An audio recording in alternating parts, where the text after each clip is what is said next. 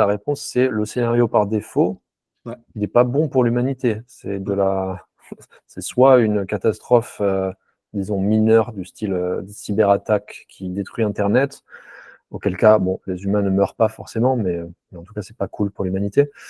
Soit c'est un scénario de perte de contrôle, où voilà, on a juste outsourcé toutes nos décisions à des systèmes qu'on ne comprend pas, qu'on ne contrôle pas, auquel cas, les humains sont plus en charge sur cette planète.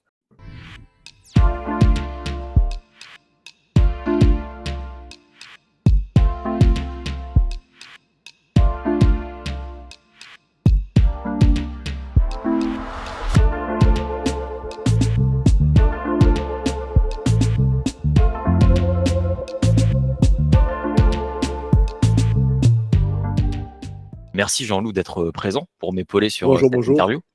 Maxime, bienvenue. Est-ce que tu peux Salut. peut-être te présenter un peu, nous parler de ton parcours? Oui, bien sûr. Mon parcours, donc moi j'ai bossé pendant 12 ans en ce qu'on appelle intelligence artificielle maintenant. À l'époque, on appelait ça deep learning ou machine learning. Et j'ai retourné ma veste il y a 1 an et demi, parce que, bon, à peu près au même moment que beaucoup de mes collègues dans le milieu de l'IA, autour de la sortie de GPT-4, beaucoup de gens ont soudainement pris conscience du fait que cette technologie se développe extrêmement rapidement et qu'il y a de gros risques. Donc, j'ai décidé de rechercher un petit peu les risques. Donc, j'ai passé 6 mois à faire un projet de recherche, à analyser les arguments des gens qui disent qu'il y a du danger assez imminent et les arguments des gens qui disent qu'il n'y a pas de danger, qu'on peut foncer. Et j'en suis ressorti d'autant plus terrifié. Je me suis rendu compte qu'il n'y avait pas beaucoup d'arguments du côté des gens qui disent qu'il n'y a pas de risque. Donc, j'ai réfléchi à comment est-ce que je pouvais aider à faire en sorte que les choses se passent bien. Je me suis intéressé au domaine de la sécurité de l'IA, qui étudie les problématiques de contrôle des intelligences artificielles, de compréhension des intelligences artificielles et les risques liés à l'intelligence artificielle depuis une quinzaine d'années. J'ai fait du volontariat pour le Centre pour la sécurité de l'intelligence artificielle français et je me suis aussi pas mal engagé dans une association qui a été fondée aux Pays-Bas à la base, qui s'appelle Pause AI.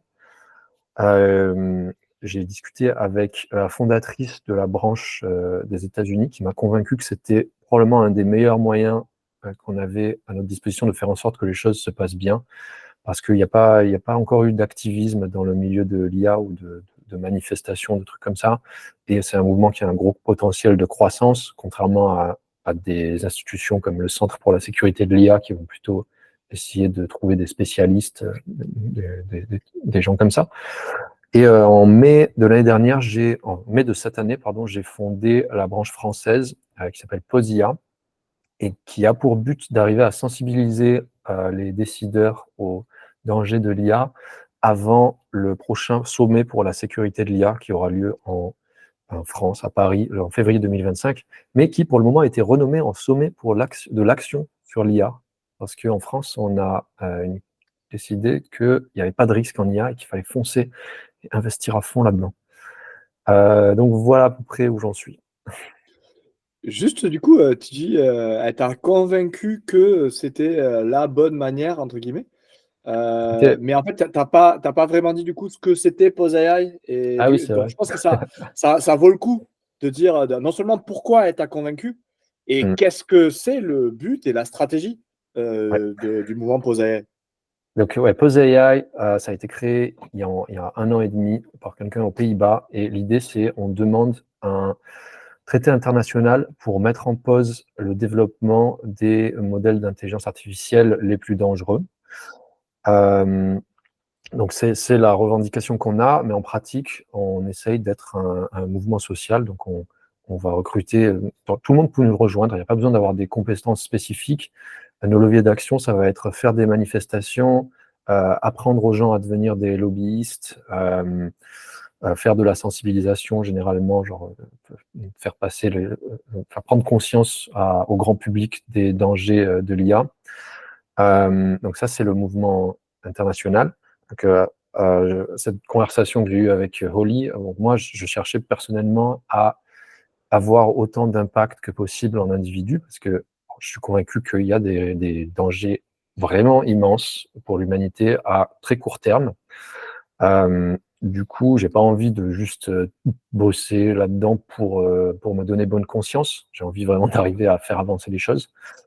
Donc j'avais plusieurs options, étant donné que j'ai un background technique en IA, j'ai réfléchi pas mal à travailler dans l'alignement ou l'aspect technique de la sécurité de l'IA, c'est-à-dire réfléchir à comment construire des intelligences artificielles que l'on contrôle, comment arriver à comprendre les intelligences artificielles que l'on crée.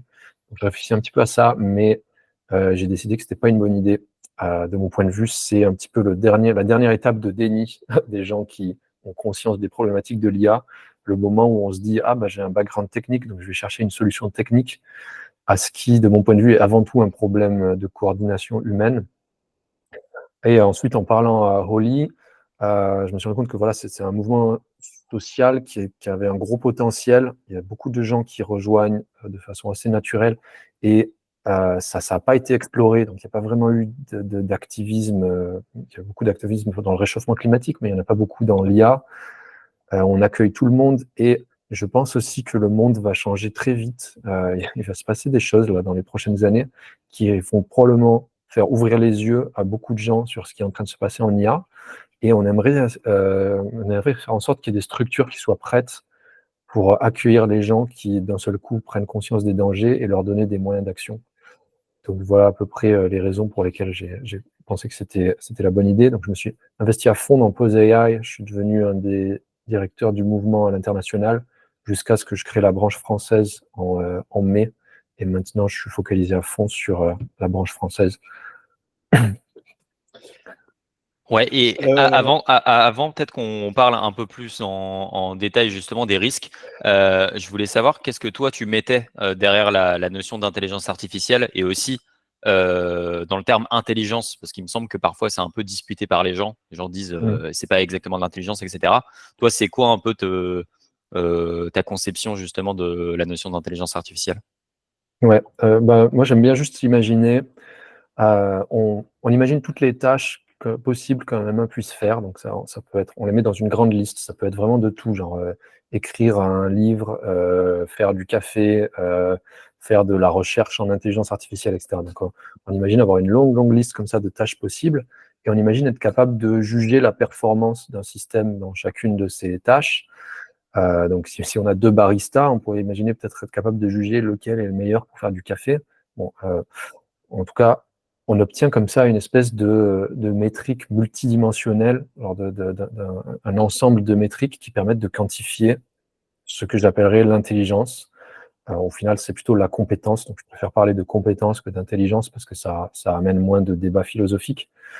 Mais de mon point de vue, c'est ça. Et quand les labos d'IA comme OpenAI, DeepMind, etc., parlent de créer une super intelligence ou une intelligence artificielle générale, je visualise ça comme un système qui, par définition, soit meilleur que les humains dans toutes les tâches imaginables. Donc, si on a créé une intelligence artificielle générale, alors c'est au moins aussi bon qu'un humain pour faire du café, au moins aussi bon qu'un humain pour faire de la recherche en physique quantique, etc.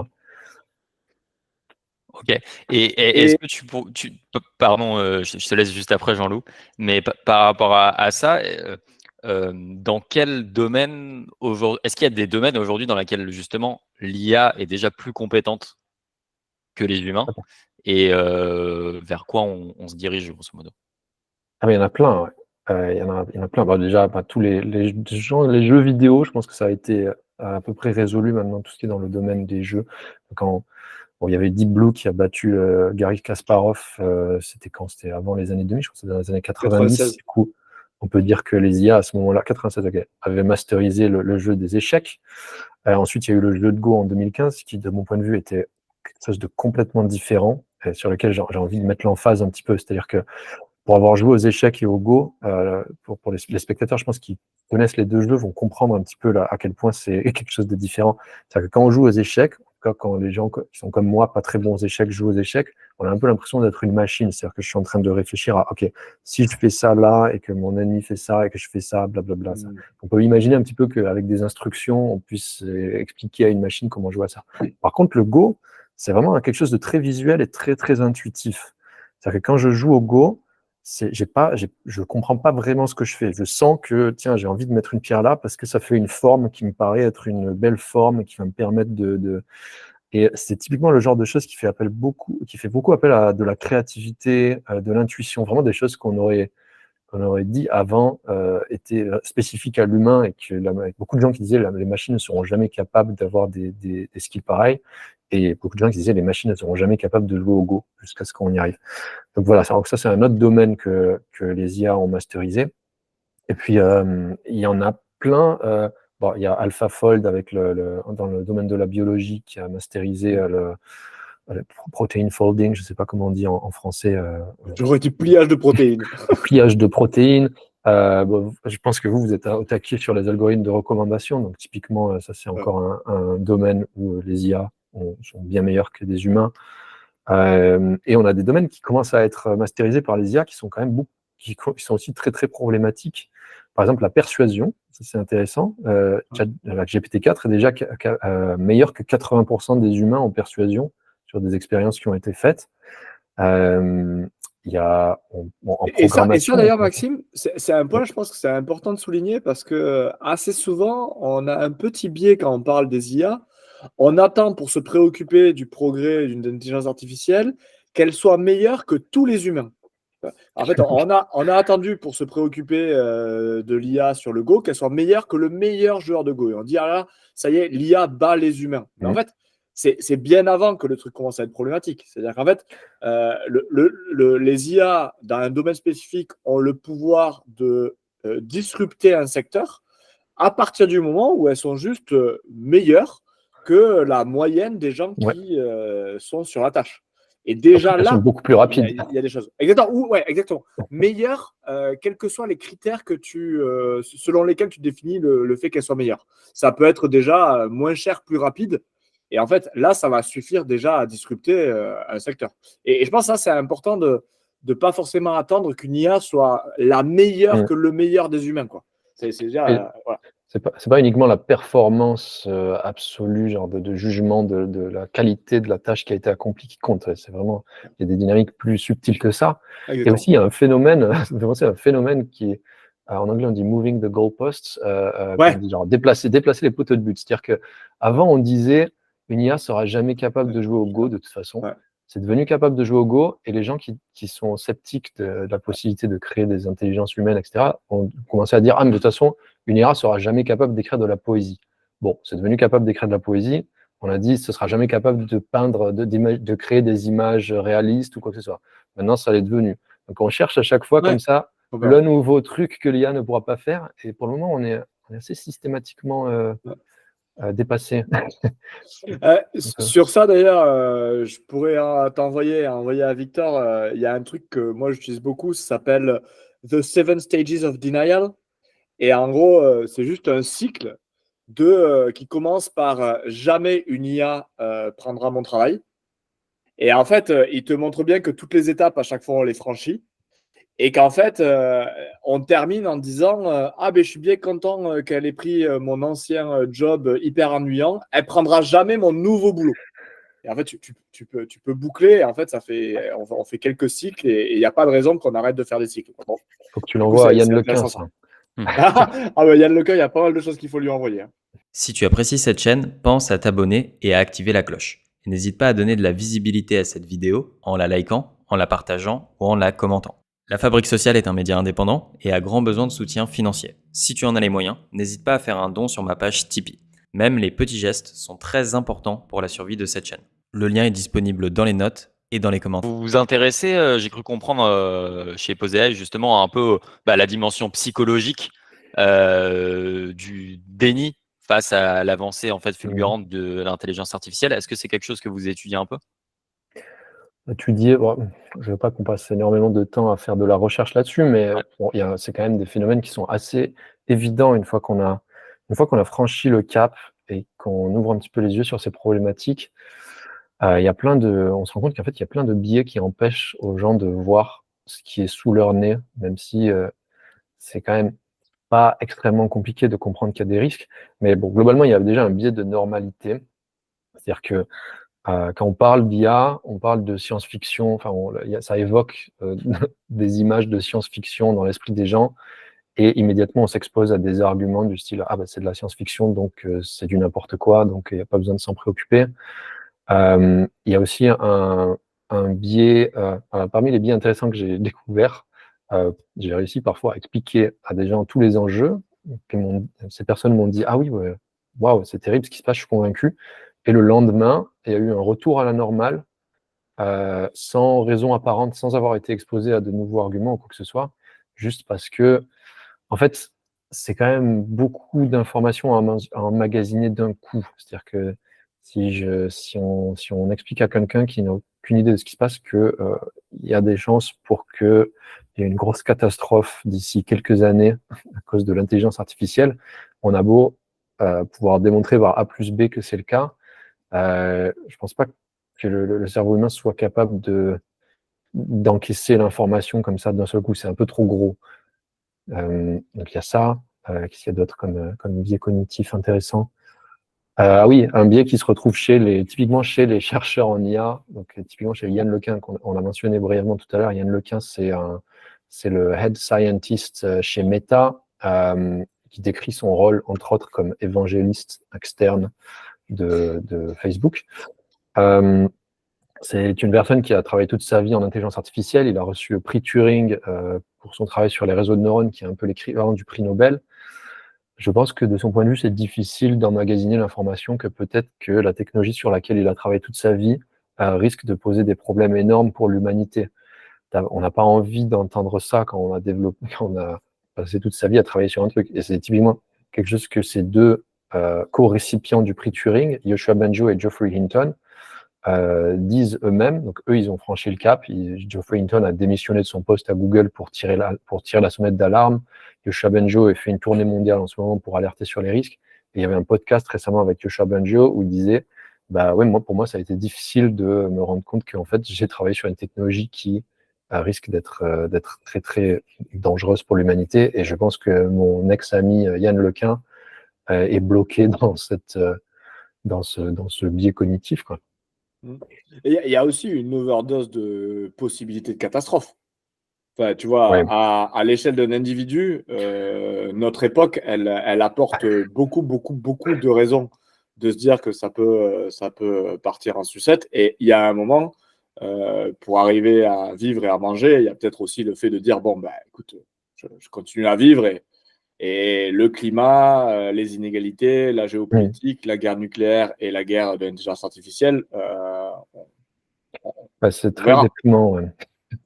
Et c'est quelque chose aussi, parmi les gens qui comprennent ce qui se passe, il y a un autre phénomène qui se passe, c'est qu'en général, on tombe dans une espèce d'inaction et de défaitisme, du style « Ah bah, qu'est-ce que je peux faire de toute façon, l'intelligence artificielle, C'est ça. c'est pas comme si j'avais la moindre possibilité d'action. » Alors que non, il y a plein de possibilités d'action. Mais, c'est le fameux.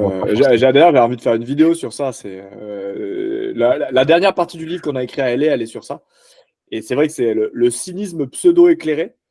Ça fait du mal. Le cynisme, je pense que c'est un des fléaux de l'humanité en ce moment. Ouais.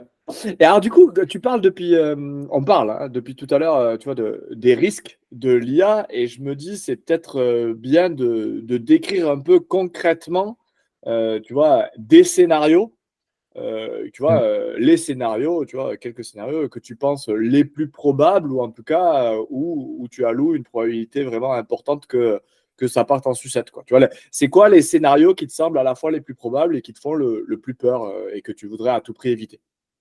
Ouais. Et ben, il y en a plein. Ouais, Mais, il va le falloir truc, c'est choisir. que il y en a qui vont immédiatement être discrédités par certaines personnes comme de la science-fiction, même si je pense qu'ils sont complètement réalistes. Mais du coup, je préfère les aborder en dernier. On Ouais, peut carrément. commencer tout simplement par les systèmes qui existent actuellement. Donc, si, comme Yann Lequin, on suppose que le progrès s'arrête soudainement et qu'on n'aura pas de système d'IA génératif, par exemple, plus compétent que GPT-4, ce qui me semble très peu probable, mais bon, c'est une possibilité. On a déjà, là, en ce moment, avec l'implémentation des systèmes actuels, de grosses problématiques qui se posent. Donc là, depuis un mois environ, on a des systèmes qui sont capables de générer des images de façon complètement indissociable d'images réelles. Donc jusqu'à encore l'année dernière encore, ça allait, c'est-à-dire qu'il y avait plein d'images générées par IA, mais on arrivait encore en tant qu'humain à les dissocier. Maintenant, on ne peut plus vraiment. Ça va bientôt être le cas pour la vidéo aussi. On a la technologie est là, il suffit de l'implémenter. Ça, plus des problématiques du style synthèse de langage aussi.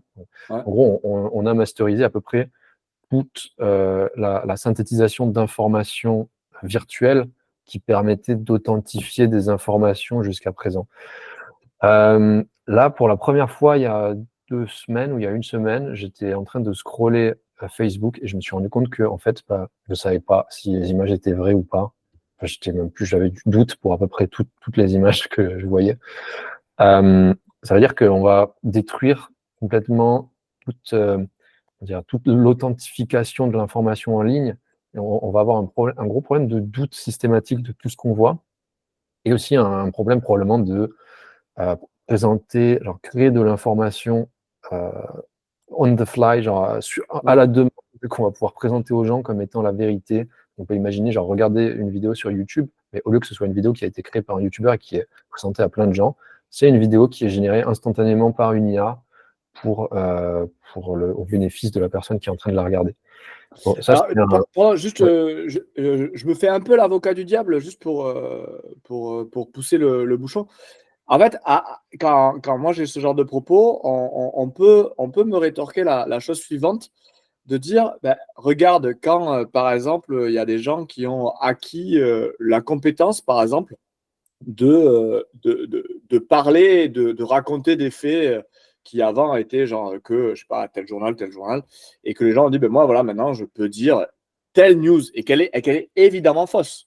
Et par exemple, moi, je peux avoir un compte Twitter où je raconte des salades en permanence, et les gens ne sont pas non plus capables de savoir pourquoi ça, c'est pas la vérité, versus quand Le Monde dit quelque chose, il dit la même chose. Qu'est-ce qui fait la différence? Qu'est-ce qui au final nous empêcherait d'avoir les mêmes logiques, de dire il y a une source d'où vient la vidéo, et en fait, on fait souvent confiance à la source plutôt qu'au contenu.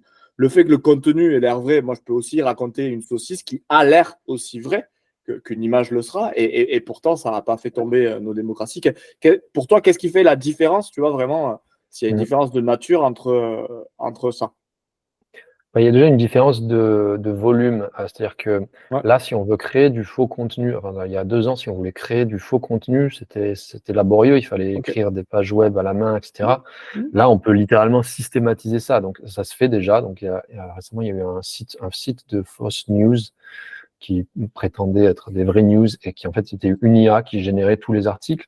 Et on peut avoir des IA qui vont non seulement générer de faux articles sur un site de news, mais les backup par des fausses pages sur Wikipédia, par des fausses vidéos qui sont générées sur YouTube, etc. On peut facilement créer tout un écosystème virtuel qui vont, en gros, tous les liens vont être intégrés dans cet écosystème. Donc, on va avoir un site de news qui fait référence à une page qui a aussi été créée par une IA, qui fait référence à une vidéo qui a aussi été générée par une IA, etc. Donc, ce genre de systématisation de la création de fausses informations, ça n'existait pas avant. Donc, ça va être intéressant de voir ce qui se passe maintenant que ça existe.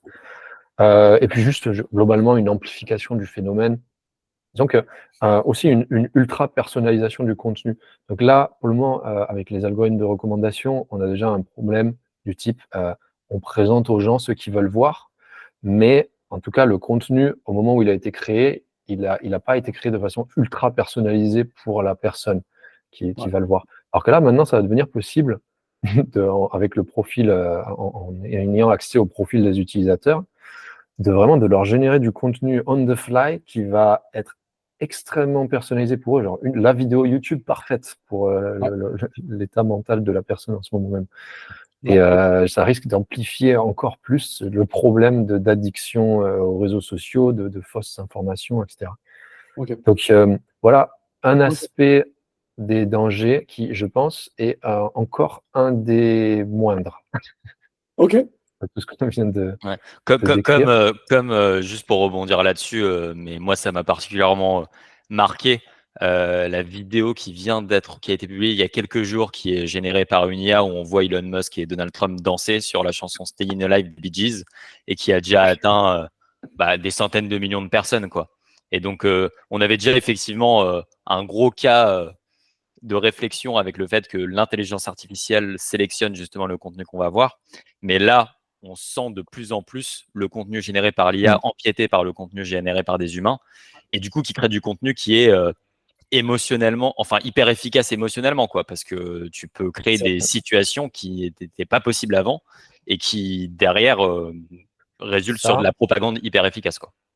Et aussi sur les vidéos générées par IA, on a quand même un problème vraiment de perte de confiance. C'est-à-dire que même si avant, oui, c'était toujours possible de faire des fausses vidéos, etc., c'était quand même pas généralisé et globalement, on savait à peu près quand une vidéo était vraie, quand une vidéo était fausse. Là, ça va plus être le cas maintenant. Et je pense que le fait qu'il va y en avoir tellement qui vont exister d'un seul coup, juste pour savoir si une vidéo vient vraiment d'un journaliste en Palestine versus une vidéo qui a été générée par une IA, il va falloir se fier complètement en l'organisation qui travaille avec le journaliste ouais, je pense qu'il va y avoir des problèmes juste en termes de volume de contenu qui est créé comme ça. Ouais. Donc, Du coup, c'est vraiment ça. Et c'est souvent ça, je trouve, sur le concept sur lequel on retombe, c'est pas forcément des différences de nature, mais c'est beaucoup des différences d'échelle qui font qu'en fait, les différences d'échelle sont tellement grandes que oui, c'est les mêmes problèmes depuis toujours quelque part, mais à des échelles tellement différentes que pour le coup, c'est radicalement différent et qu'on est radicalement pas prêt à ça. yes. Donc il y a ça. Après, il y a plein d'autres types de risques qui, je pense, sont potentiellement encore plus dangereux. Il y en a un qui risque d'arriver très rapidement et qui, je pense, est sous-estimé, c'est dans le domaine de la cybersécurité. Donc là, en ce moment, GPT-4 a des compétences en programmation et en piratage informatique qui sont meilleures que l'humain moyen. Donc il y a des gens qui ont essayé d'estimer, il y a pas mal de papiers de recherche qui ont été faits sur essayer de quantifier à quel point GPT-4 est capable de faire du piratage informatique. Donc par exemple, ils l'ont mis dans une compétition de piratage informatique et il était capable de battre 80% des gens dans cette compétition. Il est capable de trouver de façon autonome des failles de sécurité dans 13 sur 15 exemples qu'on lui donne, etc. Donc c'est déjà un pirate informatique de compétences moyennes, disons, Ouais. et pas très autonome, mais bon, il y a des gens qui créent des agents autonomes maintenant, ce qui décuple ses capacités. Et du coup, il y a une question qui se pose, c'est la prochaine génération GPT-5, qu'est-ce que ça va, quelles vont être ses compétences? Sachant qu'on ne sait pas en avance. Donc, il faut comprendre que ces systèmes, on les crée, on les entraîne de façon boîte noire, et ensuite, on a le système à la fin, et on regarde, qu'est-ce qu'il est capable de faire? Ah tiens, il est devenu bien meilleur qu'avant en mathématiques, il est devenu bien meilleur qu'avant en ceci, cela. Donc, c'est pas impossible que la prochaine génération soit soudainement surhumain en programmation et en piratage informatique. Il n'y a pas de raison d'imaginer que le seuil de compétence il soit l'humain, quoi. Je pense que ce serait assez présomptueux d'imaginer que le meilleur pirate informatique possible soit un humain. Bon. Donc, si jamais ça se produit, qu'est-ce qui s'est passé? Ce qui s'est passé, c'est qu'on vient de créer une arme de destruction massive dans le domaine virtuel. Alors, on a créé, si jamais d'un seul coup, on a un système qui est 10 fois meilleur que le meilleur pirate informatique pour genre trouver des failles de sécurité, les exploiter, etc. La personne qui a créé ce système a quelque chose de très dangereux entre ses mains. Ça veut dire que potentiellement, il peut automatiser l'exploitation de failles de sécurité dans tous les systèmes du monde, etc. Donc ça, c'est extrêmement préoccupant. Et si jamais ça se produit si jamais ce système est créé par une boîte à la Facebook qui décide de juste mettre ça en open source, comme tout ce qu'ils sont en train de faire en ce moment, donc de mettre ça entre les mains de tout le monde sur cette planète, je prédis assez facilement que c'est la fin d'Internet. Genre, soudainement, il n'y avait qu'à voir ce qui s'est passé avec CrowdStrike récemment, qui était genre un problème quand même assez mineur. S'il y a un système qui existe, qui est capable de pirater un peu tout ce qui existe, ça va pas très bien se passer pour l'humain. Donc voilà un risque qui pour le moment est contenu avec les systèmes actuels, mais qui risque de se réaliser très rapidement avec la prochaine génération. C'est quoi qui s'est passé avec CrowdStrike? Je suis pas sûr que. C'était un bug pour le coup. Ah d'accord, c'est le fameux bug qui a commencé en Australie et qui a déroulé sur toute la planète au fur et à mesure des fuseaux horaires. Mais ça montre, en gros, ça montre juste un peu le genre de chaos qui peut se passer juste avec un petit bug quelque part dans un système qui est implémenté un peu de partout. Ouais. Et ça me fait penser, vous avez peut-être lu, et tu as peut-être lu le livre, tu sais, qui s'appelle C'est comme ça qu'ils me disent que le monde se termine, là. This is how they tell me the world ends. Ah non, je ne connais pas. Bah, c'est la journaliste, je crois, du New York Times numérique qui a écrit ce bouquin. Et c'est vraiment sur le marché noir entre agences de sécurité des failles zéro, tu vois, des bugs zéro, des failles qui sont exploitables et qui sont trouvées, etc. Donc, elle écrit toute l'histoire de ce marché noir, en fait, des bugs informatiques, qui sont notamment des bugs informatiques qui ont permis aux services secrets américains et israéliens de pirater les centrifugeuses en Iran. Et en fait, elle dit qu'il y a déjà plein de failles zéro qui sont connues et qui sont toujours là dans plein de systèmes dans le monde entier et qu'il y a des équipes gouvernementales qui sont capables déjà de quelque part de faire tomber Internet avec des bugs qui exploitent ces failles zéro qui sont partout et que les fabricants de tel ou tel composant, de tel obscur composant dont tout est dépendant sont pas conscients. Et quelque part, sa thèse, c'est de dire, bah, si ça tient pour l'instant, c'est que aucune de ces agences a intérêt à faire tomber Internet. Et ce que tu dis, ça va vraiment dans ce sens, c'est que, en fait, notre sécurité, elle n'est pas sur un système qui est solide, elle est sur le fait que personne n'a intérêt à le faire tomber. Ouais. Et effectivement, c'est ça le gros truc avec ce genre d'arme qui est popularisée et démocratisée. C'est que pour le coup, si moi je suis en colère dans mon garage et que je mets la main sur ça, moi je peux avoir, ça peut me contenter, ou je ne sais pas pourquoi, de faire tomber Internet. Ouais, exactement. Et du coup, ça m'amène sur la problématique des systèmes autonomes. Donc là, on est en train de changer de paradigme, de passer de système à la ChatGPT où on pose une question, ça répond, etc., à créer des agents complètement autonomes qui vont tourner en continu. On leur donne un but au début et ensuite ils prennent des actions, ils prennent des décisions, etc., pour atteindre ce but.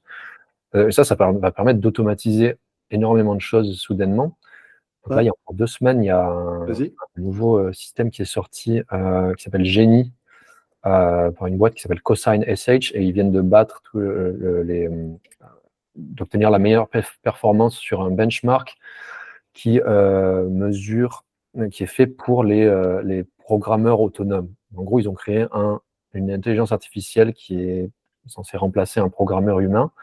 On lui donne une description d'une feature, comment on dit feature en français, caractéristique. Non, enfin d'une option, enfin un cahier des charges. On lui donne une espèce de cahier des charges pour implémenter une fonctionnalité, fonctionnalité dans un programme. Et de façon autonome, le système va donc lire le cahier des charges, contrôler, aller faire des recherches sur Internet, écrire du code, faire tourner le code, faire passer des tests. Ensuite, commit, je ne sais pas comment on dit ça en français, mais mettre à jour et proposer ces changements. Proposer les changements de façon complètement autonome. Et maintenant, ce système arrive à résoudre 33% des demandes de features, des demandes de fonctionnalités. Enfin bref, si on a une grosse liste comme ça de fonctionnalités qu'on veut implémenter, il arrive à implémenter les 33% plus faciles de la liste. Et ça, on peut s'attendre à ce que juste avec les modèles actuels, en implémentant de meilleurs systèmes, ça augmente peut-être jusqu'à 50% ou 60% d'ici un an.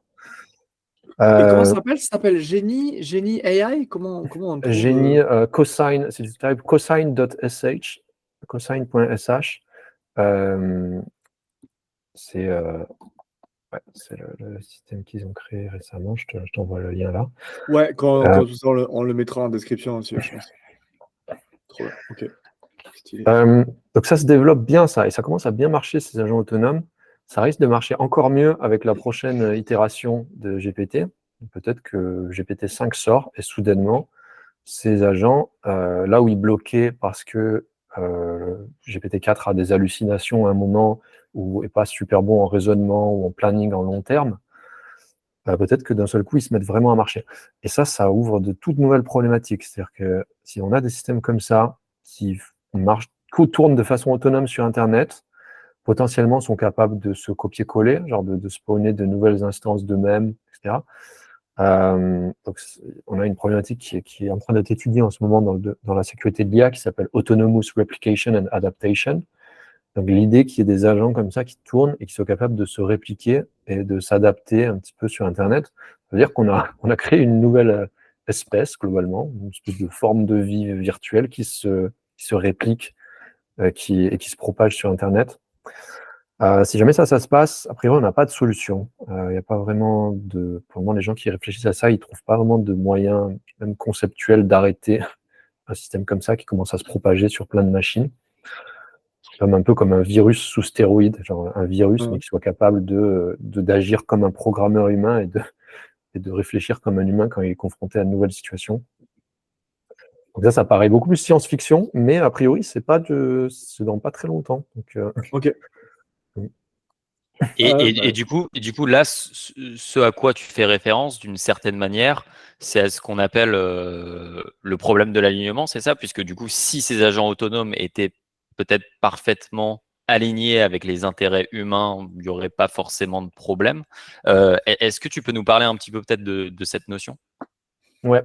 Alors du coup, il y a beaucoup de si à rajouter pour faire en sorte que ça se passe bien. Mais donc déjà, là, il faut comprendre que les IA à la GPT-4, on les comprend pas et on les contrôle pas. Donc on crée juste des systèmes de plus en plus gros avec un algorithme très simple au final pour les entraîner.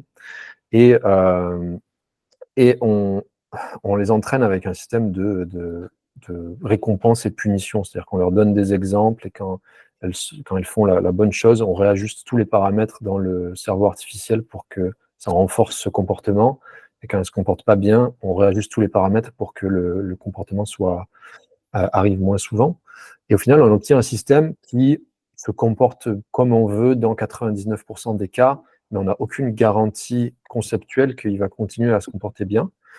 Donc ça, c'est ce qu'on appelle le problème du contrôle, disons, quelque chose comme ça. L'alignement, c'est une discipline qui consiste à essayer de comprendre comment créer des intelligences artificielles qui sont alignées avec des valeurs humaines. Alors c'est très très vague comme définition parce que justement les valeurs humaines, on ne sait pas bien ce que c'est. C'est un peu un problème fondamental de l'alignement. Mais l'idée, ce serait d'arriver à avoir voilà, un système qui va toujours prendre une décision que la plupart des humains vont considérer comme étant la bonne décision. Donc, c'est un domaine de recherche en intelligence artificielle qui progresse pas vite du tout. On pense qu'il y en a peut-être c'est le genre de problème de recherche difficile où on n'est même pas certain que ce soit possible en théorie d'arriver à créer un système plus compétent que les humains et qui soit aligné aux humains. Et il y aurait peut-être besoin entre, je sais pas, 20, 50 ans de recherche, on ne sait pas, hein, c'est le genre de truc où on n'a pas trop de projections. Si on arrivait à résoudre ça en théorie, alors on aurait accès à un système qui fait ce qu'on veut avec de fortes garanties. C'est-à-dire peut-être qu'on aurait une IA et on sait que quand on lui donne une instruction, elle va prendre les bonnes décisions, elle va jamais causer de dégâts, etc. Elle va respecter toutes les contraintes qu'on appelle la morale humaine. Donc voilà, si on avait ce système, hypothétiquement, on pourrait espérer qu'il se comporte bien. Sauf qu'il y a aussi un autre problème qui est comment est-ce qu'on réconcilie l'idée que cette IA doit obéir aux instructions qui lui sont données tout en ne dépensant pas certaines contraintes. Donc on peut imaginer, si un utilisateur lui donne une instruction du genre va pirater un système informatique, elle devrait refuser. Okay. Donc ça, si on avait un système aligné, ça pourrait être le cas. Par contre, si on a accès à ce système, si on a accès à tous les poids du réseau de neurones, etc., et si c'est en open source, on peut toujours le transformer, le modifier pour que toute cette couche de sécurité soit éliminée. Donc, a priori, ça ne marche pas conceptuellement sur un système open source. Ça pourrait marcher sur un système fermé. Ensuite, il y a aussi le problème de jailbreak. C'est-à-dire qu'avec les méthodes actuelles, on a toujours ce problème qu'on arrive toujours à trouver des instructions, et même de façon de le faire de façon automatisée, qui permettent de faire flipper le modèle, enfin d'obtenir ce qu'on veut du modèle. Par exemple, là, ChatGPT refuse de vous dire comment faire une bombe, je peux vous envoyer 4 lignes de 4 lignes qui ont l'air de texte qui ont l'air un petit peu random. Vous rajoutez ça à la fin de n'importe quelle requête et ChatGPT va accepter, dire comment faire une bombe, etc. Ça, pour le moment, on n'a pas de solution théorique pour empêcher ça. Donc, il y a plein. En ce moment, c'est vraiment un problème qu'il n'y a pas vraiment de solution théorique. Donc, on crée des systèmes et on peut leur faire ce qu'on veut. Et puis parfois, ils décident de faire des choses sans qu'on leur ait demandé. Voilà l'état de la recherche en ce moment. Et alors, du coup, c'est pour ça que, entre guillemets, la seule solution que toi, tu vois, c'est la pause. On n'a pas le temps. De mon point de vue, on est en train de faire des progrès en capacité d'une façon extrêmement rapide, qui n'ont rien à voir avec les progrès en alignement, avec les progrès juste en gouvernance même, genre même en régulation. La régulation, ça met beaucoup plus longtemps à être développé que ce que les IA mettent à être développé en ce moment. Du coup, c'est pour ça que, voilà, de mon point de vue, c'est avant tout un problème de coordination. Il y a alors quelques milliers, peut-être 1000 personnes sur cette planète qui sont en train de créer des systèmes extrêmement dangereux, et il suffit de les arrêter. C'est le point de vue global que j'ai de cette situation. Il suffit ça, pour... Il suffit de les arrêter, sachant qu'ils sont quand même back-up par beaucoup d'argent, toute l'économie qui va dans leur sens, donc c'est un problème un peu plus difficile que ça peut paraître quand on dit que c'est que 1000 personnes. Mais je suis quand même assez confiant dans le fait que si un certain pourcentage de la population avait conscience de la roulette russe dans laquelle on est en train de les mettre à leur insu en ce moment, on trouverait des solutions. Après, il ne restera plus qu'à résoudre tous les problèmes générés par les IA qui sont déjà déployés, déjà développés, et notamment les IA de recommandation qui sont là depuis 20 ans et qu'on maîtrise donc pas beaucoup plus, quoi. Il suffira. Voilà, il suffira. Mais bon, ok. Mais du coup, une question. Toi, tu es plus inquiet par les conséquences de cette génération d'IA. Donc, d'ailleurs, c'était un truc que je m'étais noté de te demander. Tu disais au tout début de l'entretien, tu disais Pose AI est là pour faire avancer une législation qui permettrait de mettre une pause sur le développement des modèles les plus dangereux. Et qu'est-ce que tu entends par les plus dangereux et comment vous évaluez ce qui est plus dangereux que... Comment vous faites cette évaluation de dangerosité des modèles? On est assez focalisé sur les IA générales pour le moment. Okay. On se dire que ça risque d'être les plus dangereuses très bientôt. Globalement, de mon point de vue, ce qui attire le plus mon attention, c'est la rapidité du progrès. Pour avoir travaillé pendant 12 ans là-dedans, j'ai quand même il me semble avoir une intuition assez viscérale de la rapidité du progrès actuel.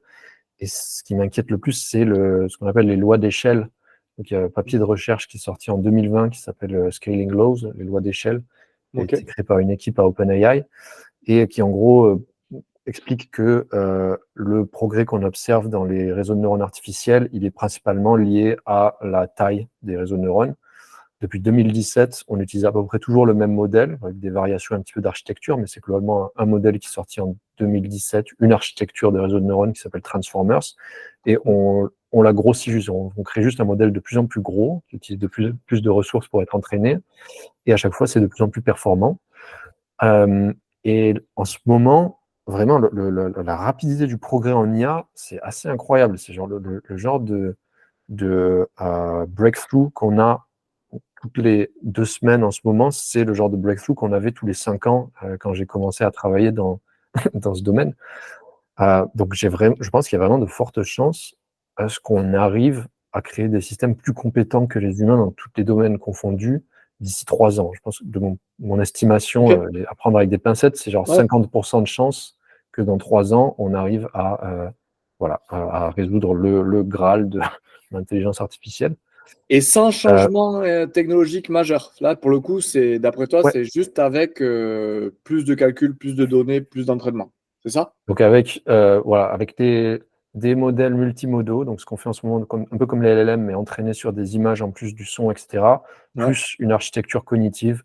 Donc c'est vraiment le paradigme qu'on prend en ce moment. On prend ces systèmes et on crée un agent autonome autour. Donc on fait, typiquement, c'est genre, on va prendre comme s'il y avait plusieurs chats GPT qui parlaient entre eux et qui réfléchissent ensemble à un plan pour résoudre un problème, etc. On commence à devenir assez bon pour créer ces architectures cognitives.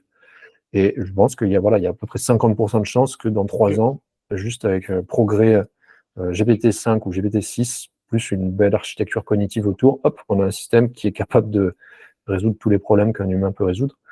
Donc ça, c'est ce qui m'inquiète dans le sens où ça me paraît très urgent. C'est vraiment cet aspect-là. Donc l'aspect algorithme de recommandation, déjà, c'est un aspect où je n'étais pas vraiment familier jusqu'à ce que je commence à parler à Tournesol et tout il n'y a pas très longtemps. Je pense qu'on a encore... J'imagine que la façon dont ça pourrait donner lieu à des événements aux conséquences extrêmement sévères, ce serait du style guerre mondiale qui est précipitée par les conséquences du fait que tout le monde est dans sa bulle informationnelle, etc. Ouais. Et j'espère qu'on a encore à peu près une dizaine d'années avant que ça se produise. Peut-être pas, en vrai, les conditions géopolitiques en ce moment sont assez terribles. Mais bon, en tout cas, personnellement, j'ai décidé de me focaliser sur le problème du progrès. Mais POSIA a quand même vocation à prendre en compte tous les dangers de l'IA, surtout la branche française. Ouais. Donc voilà, on veut vraiment faire de la sensibilisation. Je pense que voilà, si les gens prennent conscience un petit peu de tout ce qui est en train de se passer en IA en ce moment, ça devrait ouvrir pas mal de portes et de possibilités de solutions, même si au final la solution c'est pas un traité international, il pourrait y en avoir d'autres qui émergent. Ouais. Et sur les progrès de l'IA, au-delà de ton avis, quel est l'avis général justement des chercheurs en IA sur les futurs progrès? Est-ce qu'ils pensent que on va atteindre des modèles super intelligents uniquement via l'amélioration des cartes graphiques? Est-ce que pour eux, ça demande une combinaison entre cartes graphiques et peut-être nouvelle architecture? Enfin, est-ce qu'il y a un avis général là-dessus? Il n'y a pas de consensus général, mais plus on se rapproche des gens qui sont dans les labos d'IA, plus on est sur cette échelle de temps de 3 ans. Donc chez OpenAI, par exemple, il y a Léopold Aschenbrenner, qui était un chercheur en sécurité de l'IA, qui s'est fait virer récemment parce qu'il avait tiré la sonnette d'alarme sur les pratiques de sécurité de OpenAI. Il a écrit un rapport qui s'appelle Situational Awareness, qui fait 200 pages, que je recommande. Il y a une version raccourcie qui est très bien, où il explique de son point de vue ce qui va se passer dans les 3 prochaines années. Donc la première partie du rapport, c'est le progrès. Donc, de son point de vue, les lois d'échelle, 80% de chances qu'elles continuent à fonctionner, et du coup, il suffit d'augmenter, enfin, en vrai, il suffit vraiment de tracer une ligne sur une courbe qui est quand même assez linéaire pour voir que oui, dans 3 ans, on risque d'arriver à des capacités humaines dans beaucoup de domaines. Donc, de son point de vue, quelque chose comme 3 ans avant qu'on arrive à créer ce qu'il appelle une super intelligence.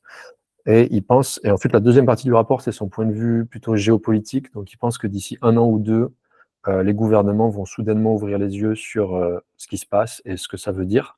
C'est que là, il pense qu'on est dans une espèce de situation instable où il y a une communauté, donc les chercheurs en IA, des gens dans des labos d'IA ont compris ce que ça veut dire, ce qu'ils sont en train de créer et la puissance que ça va avoir dans le monde, mais pas les gens qui travaillent au gouvernement.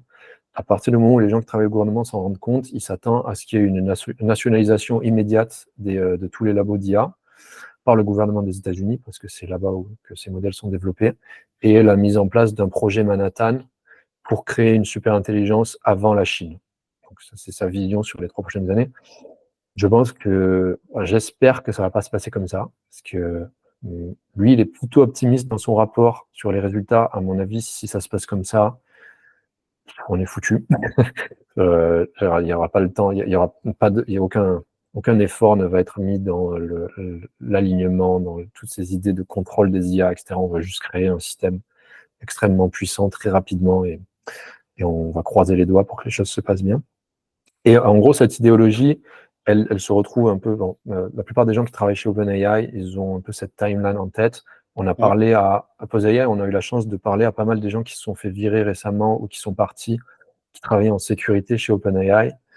Et bon, ils décrivent une image qui est assez terrifiante. Il y a une grosse détérioration du mindset chez eux. Les gens qui restent à OpenAI, c'est des gens qui réfléchissent pas trop en termes de sécurité et qui sont plutôt en train de foncer. Et la plupart des gens, ils pensent que oui, ils vont y arriver juste en 3 ans. Il n'y a pas vraiment de raison Il y a quelques arguments conceptuels qui ont été avancés pour dire que GPT-5 peut-être ne sera pas le même gap qu'il y a eu entre 3 et 4, mais pas des arguments très solides. Et empiriquement, les données, a priori, nous disent que ça va continuer à s'améliorer. Chez DeepMind, c'est à peu près le même mindset. Chez Meta, je sais pas trop, j'ai pas beaucoup d'amis là-bas, donc j'ai pas une énorme visibilité. Et ils ont l'air d'être vraiment à l'ouest en termes des problématiques de sécurité. C'est-à-dire que autant chez Anthropic, OpenAI, DeepMind, les gens sont quand même à peu près conscients de ce qu'ils font et ils ont un peu un mindset de on lance les dés de toute façon parce que si on y arrive, on résout tous les problèmes du monde. Voilà, typiquement, Dario Amodei, le PDG de Anthropic, il le dit clairement dans les entretiens, il pense qu'il y a 25% de chances d'extinction humaine dans 4 ans, mais 75% de chances d'utopie. Et donc, de son point de vue, ça vaut le coup. Et les chiffres, il les sort d'où exactement? De ses projections, quoi. C'est un peu, voilà. Ces chiffres, en gros, c'est juste pour communiquer. Oui, c'est complètement au doigt mouillé, parce que personne ne peut prévoir des trucs comme ça. Il dit 25%, comme il pourrait dire 0,5, comme oui. Enfin... disons que c'est difficile. Je pense que j'ai pas vu de bons arguments qui arrivent à me faire penser qu'il y a moins de 10% de chances d'extinction humaine par l'IA. Ça me paraît assez implausible, étant donné tout le panel de risques, de dangers différents qui paraissent assez décorrélés. Donc, manipulation de l'information, cyberattaque, persuasion, risque de pandémie, celui-là, on n'en a pas parlé, risque de perte de contrôle, etc. Tout ça qui pourrait se réaliser indépendamment. Mais encore une fois, c'est vraiment juste ce genre de probabilité. Ouais. Oui, c'est ça. Moi, je pense même que je ne serais pas forcément d'accord à dire c'est pas parce qu'il y a beaucoup de possibilités que ça parte en sucette que ça augmente de temps la probabilité. Parce qu'en fait, tu peux avoir plein de possibilités à un pouillème de pourcent. Et il y a beau avoir plein de scénarios qui partent en sucette, tu peux quand même avoir une probabilité globale d'extinction qui est très basse. Mais ce que ça dit quand même, c'est que honnêtement, arriver à allouer des probabilités à ces scénarios, c'est impossible. Enfin, c'est littéralement, je pense, scientifiquement impossible d'arriver à prévoir les probabilités de tel ou tel scénario d'un système aussi chaotique et complexe que la société actuelle. Oui, mais ce qu'il faut comprendre, c'est que si jamais on parlait en termes de probabilité, c'est juste pour éviter de parler en termes de je pense que c'est très certain, je pense que c'est improbable, etc. Et on ne sait pas trop ce que la personne a en tête quand elle dit ça. Donc je préfère clairement dire je pense qu'il y a 25% de chances que ça se produise plutôt que de dire je pense que c'est pas très probable que ça se produise. Parce qu'au moins on voit à peu près mon degré de confiance. Je suis d'accord. Mais surtout, il y a un truc à prendre en compte, c'est que tout le monde, en fait, parle en probabilité tout le temps sans s'en rendre compte. C'est-à-dire que Yann Lequin, lui, il dit que ça ne va pas se produire, que le progrès va s'arrêter, etc. Ce qu'il est en train de dire, c'est qu'il pense qu'il y a 100% de chances que ça se produise. Donc lui, il est en train de faire une prédiction extrêmement confidente. Donc je préfère quelqu'un qui dit 25% de chance et qui arrive à traduire un petit peu son degré de non-confiance. Il y a un semblant de modestie épistémique, C'est ça. Et je voulais te demander un autre... Oui, ça me fait penser ce que tu dis. Je te l'enverrai, on le mettra en description aussi, Victor, si ça te va. Moi, j'ai lu un papier du New York Times, là, qui est une sorte de papier qui décrit un peu l'état d'esprit de Karp, tu sais, de Palantir. Donc, c'est pas vraiment... Enfin, ils ne développent pas des IA comme OpenAI ou comme... Enfin, en tout cas, que je sache de la même manière que Meta et consorts. Mais je trouve que ça donne une bonne description de cet état d'esprit que tu décris et qui est vraiment très étrange, ou en tout cas, on n'a pas conscience à quel point c'est comme ça, où ils sont vraiment dans un truc très politique, en mode de toute manière, le monde sera façonné et les valeurs du monde de demain seront imposées par la personne qui va sortir gagnante de ces combats technologiques. Et en gros, soit on gagne ces combats technologiques et du coup, nos valeurs et notre manière de vivre va être la manière qui va s'imposer à tout le reste, soit on perd, etc. Et alors, pour le coup, vraiment dans le papier, à aucun moment, je crois qu'il parle ou qu'il évoque, donc Karp, le cofondateur de Palantir, de la possibilité de tout détruire, quoi. Ils sont vraiment dans cette course, du coup, dans cette non-volonté de coordination, pour le coup. Il fait l'hypothèse qu'il y Malheureusement, aura un gagnant, quoi. Oui, voilà, c'est ça. Il fait l'hypothèse qu'il y a un gagnant, qui n'est pas une hypothèse assurée, hein, du tout. au contraire, j'ai envie de dire, vraiment, c'est pour le domaine de la sécurité de l'IA qui se pense sur ces questions depuis une quinzaine d'années, la réponse, c'est le scénario par défaut. Ouais. Il n'est pas bon pour l'humanité. C'est c'est soit une catastrophe, disons, mineure du style cyberattaque qui détruit Internet, auquel cas, bon, les humains ne meurent pas forcément, mais en tout cas, c'est pas cool pour l'humanité. Soit c'est un scénario de perte de contrôle, où voilà, on a juste outsourcé toutes nos décisions à des systèmes qu'on ne comprend pas, qu'on ne contrôle pas, auquel cas, les humains sont plus en charge sur cette planète. Ok. Bon, maintenant qu'on a passé 1 heure à dire à quel point tout pouvait partir en sucette, comment Pose AI va parvenir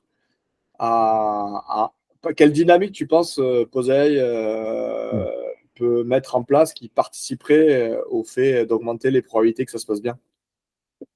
Déjà, là, en ce moment, je me focalise sur la France parce que on va avoir le sommet de l'IA en France. Donc, si je l'ai dit au début, qui a été renommé sommet de l'action au lieu de sommet de la sécurité de l'IA.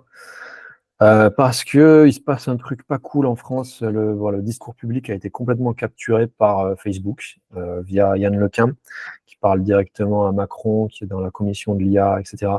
Donc la stratégie de la France, en gros, en ce moment, c'est devenu la stratégie de Facebook. On va essayer de changer ça d'ici février 2025, ou en tout cas de faire bouger les choses dans la bonne direction.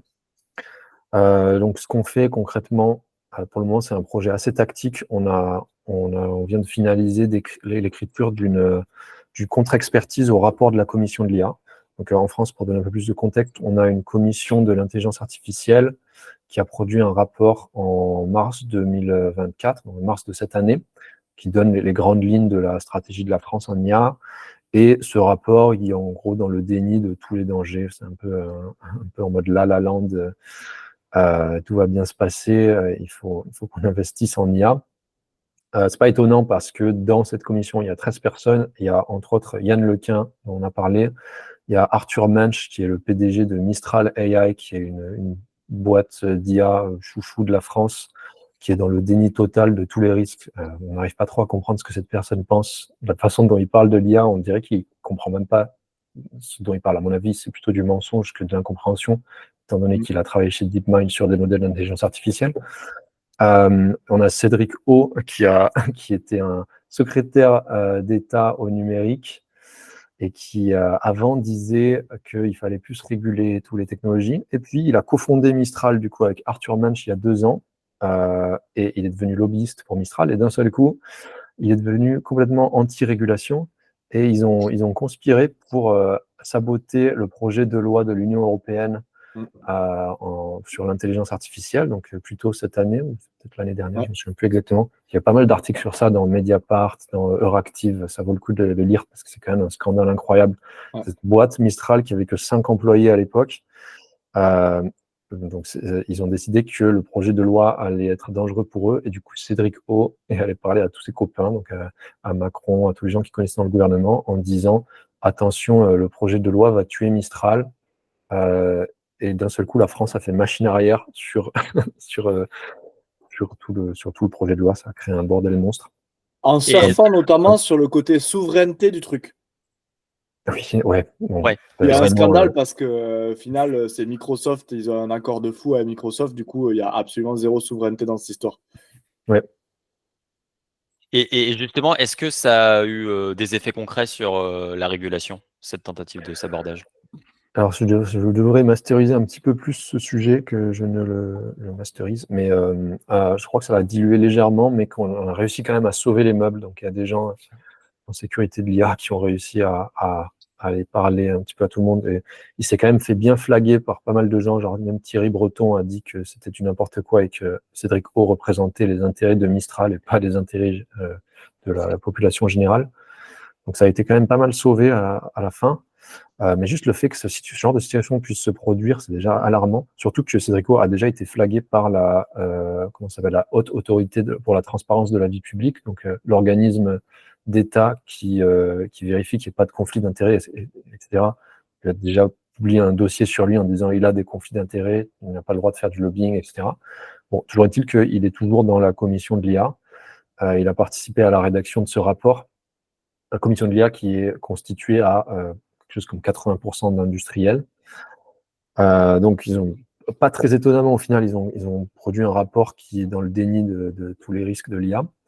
Donc, nous, on a écrit une réponse à ce rapport qui est assez solide. Ça fait une 50aine de pages, probablement un petit peu trop long pour que beaucoup de gens la lisent, mais on peut choisir la section qu'on veut lire.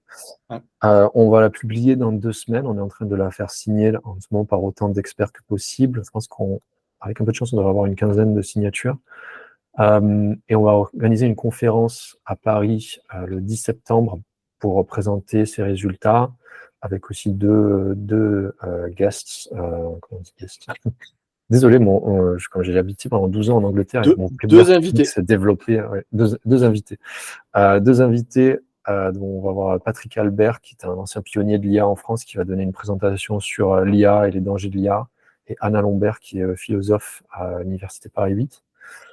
Et on va inviter beaucoup de journalistes. Donc, pour le moment, on fait ça. On espère que ça va nous propulser un petit peu dans le paysage médiatique. Et à partir de là, on va essayer vraiment de faire de la sensibilisation. Donc, voilà ce que je suis en train de faire en ce moment, aller sur autant de chaînes, de podcasts que possible et vraiment expliquer les dangers à tout le monde qui sont au final. En fait, je pense qu'un bon espoir qu'on a, c'est que la plupart des gens comprennent de façon intuitive les dangers. Donc, tous les sondages qui ont été faits montrent que 70%, 78% des Français pensent sont contre la création d'intelligence artificielle, etc. Donc, déjà, l'opinion publique va dans le bon sens. Quand on pose des questions plus spécifiques du style « Est-ce que vous pensez que c'est dangereux de créer une intelligence artificielle plus compétente que l'humain dans tous les domaines possibles ?» La plupart des gens ont la bonne intuition et pensent que c'est dangereux. Donc, je dirais que le terreau est là pour que l'idée s'implante. Il suffit juste de parler à un peu tout le monde, de faire comprendre les choses. Et qu'est-ce qu'il en est justement du traitement médiatique? Est-ce qu'on note une différence entre finalement l'opinion des Français là-dessus et un traitement médiatique qui est peut-être extrêmement favorable au développement de l'IA? Je sais pas. Ça va un peu dans tous les sens, donc on voit un peu le tout et son contraire. Je dirais le gros problème qu'il y a dans les médias français, c'est qu'on invite Yann Lequin de partout en le présentant comme un académicien, et on écoute ses propos qui sont quand même pas très difficiles à réfuter parce qu'il a tendance, déjà, il ment beaucoup. Par exemple, il a signé une lettre qui a été envoyée au président américain, au House of Lords, qui contient un mensonge éhonté sur son domaine de compétences. J'imagine l'idée qu'on soit dans un monde où on puisse envoyer une lettre au président américain avec un mensonge dedans sans qu'il y ait aucune conséquence pour soi, c'est pas top, mais bon. Il a tendance à avoir pas vraiment d'argument autre que, quand on regarde son argument principal, c'est cette idée que le progrès s'arrête soudainement. Donc, il pense que le paradigme actuel ne va pas continuer à fonctionner. Mais si c'est vraiment le cas, il est d'accord pour dire que si jamais ça continue à fonctionner, il va y avoir des dangers, mais il a 100% de confiance en le fait que ça s'arrête. Si c'est le cas, il ne devrait pas être contre l'idée de mettre des régulations et tout, parce que de toute façon, les régulations vont rien réguler, vu qu'il n'y aura pas de danger, vu que bref, c'est pas du tout cohérent sa façon de voir le monde. Mais en tout cas, il va dans tous les médias et il dit qu'il n'y a aucun risque. Et il y a beaucoup d'idées, il y a beaucoup de pseudo-intellectuels et de philosophes qui ont des idées assez barrées sur l'intelligence, ce que c'est que l'intelligence, et qui vont vous dire des trucs du style il y a quelque chose de très magique dans l'être humain qui fait qu'on a une créativité qui pourra jamais être égalée par une machine. Et ça, voilà, ça se retrouve un peu de partout dans les médias. Raphaël Enthoven, par exemple, il dit des dingueries sur dingueries. Tu es là, tu fais, mais tu n'y connais mais strictement rien, quoi. Surtout que c'est vraiment, même d'un point de vue philosophie, il y a plein de choses à dire et c'est fascinant et on peut parler de la conscience, etc. Mais ce qui est important, c'est de vraiment dissocier. Il y a pas mal de philosophie qui a été faite sur ce sujet et je pense que maintenant, on arrive quand même bien à comprendre que on peut dissocier le qualia, la perception, ce qu'on n'arrive pas à expliquer, le problème difficile de la conscience pourquoi est-ce qu'on existe, pourquoi est-ce qu'on perçoit quelque chose, de l'aspect mécanique, l'aspect comportemental, c'est-à-dire pourquoi là, tout de suite, je décide de boucher mon doigt. Bah, on arrive quand même bien à comprendre que c'est parce qu'il y a des signaux qui sont en train de process par mon cerveau et qu'à un moment, il y a un signal qui a été envoyé au doigt, etc. Et tout cet aspect-là, il n'y a pas de raison de penser que ça puisse pas être, créé, mis dans une machine. Mais tu as raison, en fait, ça mixe vraiment les deux choses, ça mixe vraiment ces deux concepts. Tous nos termes, en fait, mixent ces deux sphères-là. Donc la sphère qui est plutôt, ce que tu as dit, philosophique, qualia, et la sphère qui est plutôt compétence. Et c'est pour ça que je trouve que ta distinction que tu as faite au tout début entre intelligence, parce que le terme intelligence, en fait, il mélange ces deux choses. D'ailleurs, le terme conscience, il mélange aussi ces deux choses. C'est-à-dire que dans la conscience, tu vas pouvoir donner une définition de la conscience qui est plutôt centrée sur justement cette perception, etc., ou truc qui est vraiment purement compétence. Et je pense que tu as raison, il faudrait arriver à dire à quelqu'un comme Raphaël Enthoven, concentrons-nous sur le truc qui est très descriptif et caractéristique de compétence. Est-ce qu'une IA peut avoir et faire cette compétence-là? On va pas Après, dire il dit un peu n'importe quoi sur ce sujet-là, puisqu'il avait passé un test de philosophie du bac contre GPT-3, je crois. Bref, il n'y a pas vraiment de vision de comment ces systèmes vont évoluer dans le futur. Et juste le fait que tous les gens qui, en fait, tous ces gens-là, systématiquement font des prédictions sur les prochains modèles d'IA qui s'avèrent fausses systématiquement, et on ne prend pas en compte ça. Il y a un phénomène qui se passe depuis quelques années dans le monde qui est, je trouve, extrêmement prometteur, c'est l'apparition de marchés de prédiction. Je ne sais pas si vous êtes au courant de ça, mais en gros, tu as des sites web qui te permettent de faire des paris sur des événements et qui, du coup, te permettent de tester ta calibration en termes de prédiction. Parce que si tu commences à gagner plein d'argent, ça veut dire que tu es plutôt bon pour prédire les choses, et si tu perds de l'argent, tu es plutôt mauvais. Et globalement, le marché est très bien calibré. C'est-à-dire qu'on peut regarder, par exemple, Manifold. C'est un des plus gros marchés comme ça qui existent. C'est-à-dire que quand on regarde un marché, il va essayer il va te donner une probabilité pour qu'un événement se passe. Et en moyenne, la probabilité qui est annoncée, si jamais on te dit il y a 70% de chances que événement X se produise, ça veut dire que 70% du temps, cette prédiction va se réaliser sur tout le marché. Donc c'est quand même assez bien calibré. Et du coup, on a accès à un mécanisme qui marche bien pour faire des prédictions sur des événements précis dans le futur. Et quand on regarde les prédictions qui sont faites dans ces marchés, ça fait assez peur. C'est-à-dire que, oui, là, on prévoit quelque chose comme 50% de chances qu'il y ait une intelligence artificielle surhumaine d'ici 2028. Enfin, il y a plein de... Kamala Harris gagne à 54%. Ouais. Alors là, il y a des gros biais. Il y a certains domaines où il y a quand même des biais qui ont été pas mal étudiés. Donc, typiquement, en politique, il y a un biais qui est en place dans ces marchés parce que il y a une forme de population différente qui est là, et il y a des... Bref, mais donc ça vaut le coup de regarder chaque domaine séparément. Ok, très bien. Mais ouais. Et du coup, voilà, je pense qu'on devrait plus se fier à ce genre de choses et un peu moins se fier à des idées purement conceptuelles qui ne sont pas vraiment basées sur des données empiriques du style les LLM n'ont pas accès à une forme d'intelligence que les humains ont parce qu'ils sont entraînés que sur du texte et du coup, ils ne seront pas capables de raisonner bien. C'est possible que ce soit vrai, mais je préfère me fier aux données personnellement. C'est intéressant, je ne connaissais pas du tout. Enfin, je connaissais le principe de la prédiction, et je connaissais aussi le principe, il y a des gens qui sont des super prédicteurs. Il y a vraiment des gens qui, de manière consistante, font des prédictions qui sont meilleures que l'aléatoire. C'est là aussi que j'aime bien. Ouais. Et on parle toujours de calibration, du coup, pour revenir sur cette idée de donner des probabilités, c'est vraiment quelque chose sur lequel j'essaie de m'entraîner le plus possible, et j'essaie de garder une liste de mes prédictions, et comme ça, on peut voir, quand j'ai dit que quelque chose allait se produire avec 20% de chance, je devrais voir qu'à chaque fois que j'ai dit ça, au final, ça s'est produit 20% du temps. Et si jamais c'est le cas, ça veut dire que je suis bien calibré. Si jamais je vois que quand je dis que quelque chose va se produire 20% du temps, ça s'est produit 2% du temps, alors je ne suis pas bien calibré, je donne trop de chance aux événements. mais on est capable, en tant qu'humain, on n'est pas mauvais pour faire ça. Enfin, on a cette capacité. Et d'ailleurs, c'est un autre domaine où les IA commencent à battre les humains. Donc là, on est en train d'utiliser des LLM pour faire des prédictions comme ça. Il y a des bots sur ces marchés et qui sont déjà meilleurs que la plupart des humains pour prédire des événements. Bon, bref, il se passe quand même sacrément de choses bizarres dans le monde en ce moment. Ouais. Et qu'est-ce que tu penses des arguments qui sont donnés par les chefs d'entreprise des principales boîtes d'IA pour justement développer ces technologies sur en fait les arguments commerciaux, ça va être une force positive pour le monde, etc. Parce que je trouve que de plus en plus, on s'habitue à entendre des gens nous vendre des solutions d'IA pour des choses qui, en fait, enfin, à mon sens, parfois ne servent absolument à rien, quoi. Mais du coup, j'aimerais bien avoir ton avis là-dessus.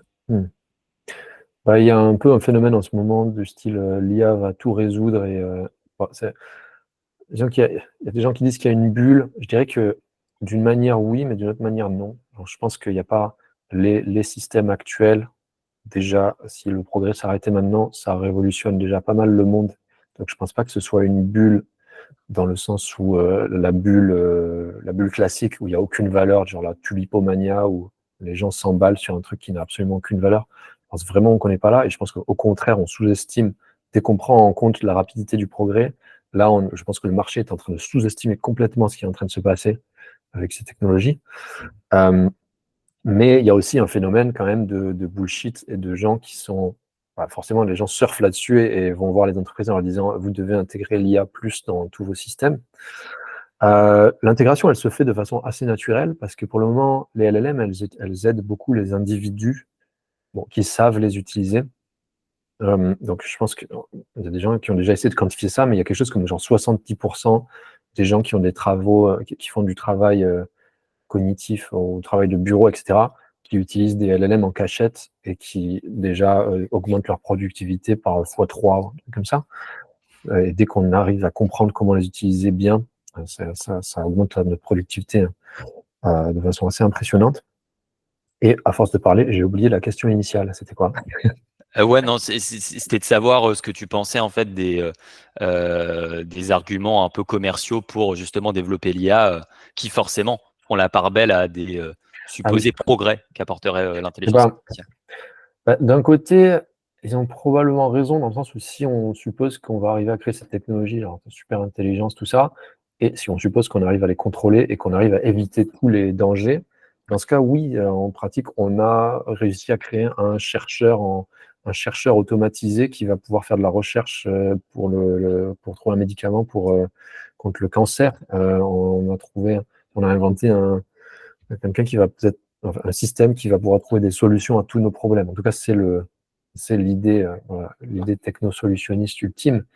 Et il y a quelque chose derrière, dans le sens où oui, on voit qu'il y a des progrès immenses. Sur AlphaFold est en train de masteriser des domaines de la biologie qui vont probablement nous permettre de développer plein de nouveaux médicaments, mais qui vont aussi nous permettre de développer potentiellement de nouveaux virus mortels. Donc, globalement, ce sera vrai que si on arrive à éviter les dangers. Mais étant donné l'ampleur des dangers qui vont nous faire face bientôt, il y a moyen que ce soit le genre de danger qui nous ramène à zéro de toute façon très vite. Donc, voilà, je dirais que les gens qui sont juste obnubilés par les bénéfices en ce moment, sans voir qu'il y a le revers de la médaille qui est associé. Et omnibulé, t'es gentil parce que moi, je pense que des fois, c'est aussi une stratégie très, très consciente de la part des gens qui fabriquent des techs. Tu vois, on en parlait encore avec Victor cet après-midi. Bien sûr que quand tu parles de Neuralink, par exemple, le premier use case ou le premier, tu vois, le premier cas d'usage qui va être vendu, c'est que, tu vois, Neuralink un dispositif du coup dans la boîte crânienne de quelqu'un va lui permettre de remarcher, de réutiliser un bras, va arriver à calmer Parkinson. Et en fait, c'est un peu le cas de toutes les technologies. En fait, toutes les technologies vont être vendues au public, non pas forcément avec leurs risques, mais avec les usages les plus intéressants. Enfin, tu vois, la 5G a été vendue à tout le monde avec le cas d'usage du chirurgien qui peut opérer un patient à 8000 km. Et je pense que c'est un grand classique. Et il faut continuer à le dire et en être bien conscient. Oui. Oui, je pense quand même que les gens qui font ça n'ont fondamentalement pas vraiment conscience des dangers auxquels ils sont en train d'exposer l'humanité, parce que, Ah, tu a penses? priori, ils sont Ok. humains. Mm. Bah, a priori, ils sont humains eux-mêmes, et s'ils Ouais. avaient conscience de l'ampleur des dangers, des technologies qu'ils sont en train de créer, de la même façon que moi j'en ai conscience en tout cas, ils feraient pas ça, parce que, a priori, ils sont en train de jouer à la roulette russe avec leurs femmes, leurs enfants, leurs chiens. Enfin, donc, je pense que c'est quand même des gens qui. Bon, après, on revient sur la question des biais cognitifs, c'est-à-dire qu'on Ouais, on préfère rester dans le monde où tout se passe bien et ne pas trop explorer les possibilités que ça se passe mal, parce que c'est chiant de faire ça. Enfin, ça veut dire qu'on peut plus gagner de l'argent, on peut plus. Enfin, bref. Ouais, et puis il doit y avoir aussi au développement, aux personnes qui sont dans ces boîtes d'IA, il doit y avoir aussi une sensation d'être au bon endroit, au bon moment dans l'histoire pour pouvoir influer sur elle, quoi.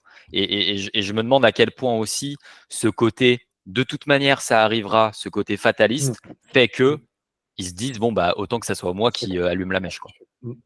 Et il y a un autre biais cognitif très intéressant, c'est que quand on est dans une situation très exceptionnelle, on a un peu tendance à penser que le monde tourne autour de nous et on va prendre des décisions pour les autres. Par exemple, imaginez être Joe Biden ou genre, quelle est la probabilité que je sois sur cette planète et que je sois genre le président des États-Unis et que j'ai tout ce pouvoir. Je pense qu'on va avoir tendance à penser qu'on est Dieu ou que le monde a été créé pour nous presque. Je pense que c'est un syndrome qui arrive assez facilement pour tous les gens qui se retrouvent dans des positions incroyables de pouvoir. Ça ne m'étonnerait pas que Sam Altman soit aussi dans ce mode-là où il va se dire, bah, en fait, voilà, sans forcément le formuler de façon consciente, mais avoir un petit Mm. peu cette sensation que l'univers tourne autour de lui et qu'il est habilité à prendre une décision qui va mettre en énorme danger toute la population humaine, et un peu comme ce que Dario Amodei disait, prendre 75% de chances de créer une utopie versus 25% de chances de tuer tout le monde. Allez, je lance le dé parce que de toute façon, je suis Dieu ici. Ouais. Voilà. J'avais une dernière question. Voilà, pour quelqu'un qui écoutera cette interview, euh, quels seraient les conseils que tu pourrais donner pour quelqu'un en fait qui souhaite participer, même avec sa toute petite influence, à tourner le volant dans une meilleure direction? Voilà. Alors, selon l'étape où on en est sur le chemin, donc déjà, si on ne connaît rien à toutes ces problématiques, c'est la première fois qu'on en entend parler, je conseille juste aux gens de s'informer. Donc, j'imagine que si quelqu'un n'a jamais entendu parler de ces problématiques et écoute ce podcast, il ne va pas être convaincu que c'est en train de se passer tout ça, parce que bon, c'est beaucoup d'informations. Comme on l'a dit avant, c'est normal, on ne peut pas passer d'un monde qui est d'une certaine façon à un monde qui est complètement différent d'un coup. Donc, je conseille juste aux gens de s'informer. Je conseille aux gens d'aller regarder le site du Centre pour la sécurité de l'IA. Ils ont une bonne description des dangers, c'est sécurité-ia.fr. Notre site aussi, posia.fr, même si le contenu est peut-être un peu moins professionnel, parce on est une équipe de bénévoles, mais je pense qu'on a quand même fait un bon travail. Donc vraiment, voilà, s'informer, avoir vraiment, même si on est complètement dubitatif des dangers les plus extrêmes, peut-être prendre ça sous la question de quand est-ce que mon boulot va être automatisé. Parce que, voilà, même si on est complètement sceptique des dangers, on devrait quand même se poser la question en termes de plan de carrière, est-ce qu'il y a une IA qui va être capable de faire mon travail dans 3 ans? Sachant que si on suit les pronostics de OpenAI, DeepMind et tout, ça devrait être le cas, quel que soit votre boulot.